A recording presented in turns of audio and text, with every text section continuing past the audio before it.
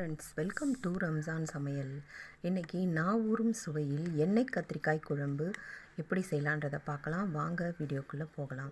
அதற்கு ஃபஸ்ட்டு எலுமிச்சம்பழம் அளவுக்கு புளியை ஊற வச்சுருக்காங்க. இது இருக்கட்டும். இப்போ வறுக்க வேண்டிய பொருள் பார்க்கலாம். 1 ஸ்பூன் கடுகு, 1 ஸ்பூன் ஜீரகம், 1 ஸ்பூன் அளவுக்கு மிளகு சேர்க்குறேன். காரம் கம்மியாக சாப்பிட்றவங்களா இருந்தால் அரை ஸ்பூன் அளவுக்கு மிளகு சேர்த்துக்கோங்க. வறுத்து ஆற வச்சு மிக்ஸி ஜாரில் சேர்த்துடுறேன். செய்ததை பவுட்ரோட கொஞ்சோண்டு உப்பு சேர்த்து நல்லா கலந்துடுறேன். இப்போது கத்திரிக்காயை கட் பண்ணி அதோட இந்த மசாலாவை ஸ்டஃப் பண்ணிடுறேன். இது எல்லா கத்திரிக்காயிலையும் மசாலா ஸ்டஃப் பண்ணி ரெடி பண்ணிடுறேன்.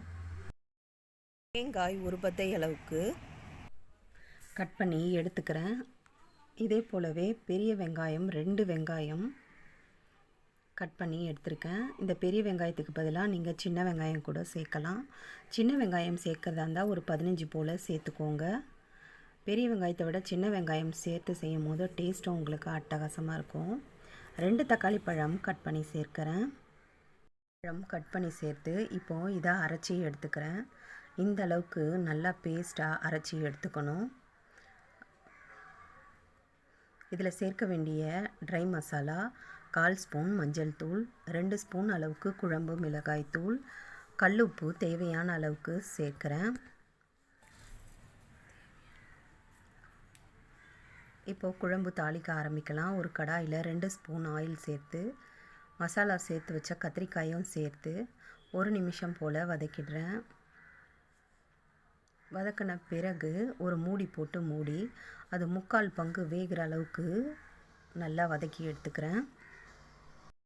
இப்போ இதுக்கு ஒரு தாளிப்பு கொடுத்துடலாம்.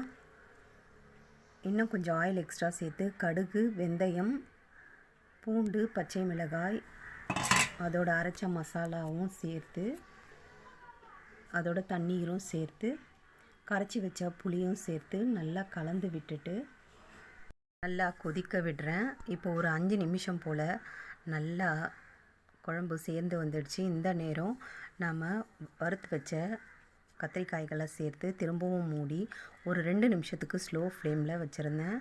நமக்கு சுட சுட நாவூறும் சுவையில் எண்ணெய் கத்திரிக்காய் குழம்பு தயாராகிடுச்சுங்க. இந்த வீடியோ பிடிச்சிருந்ததுன்னா லைக் பண்ணுங்கள், ஷேர் பண்ணுங்கள்.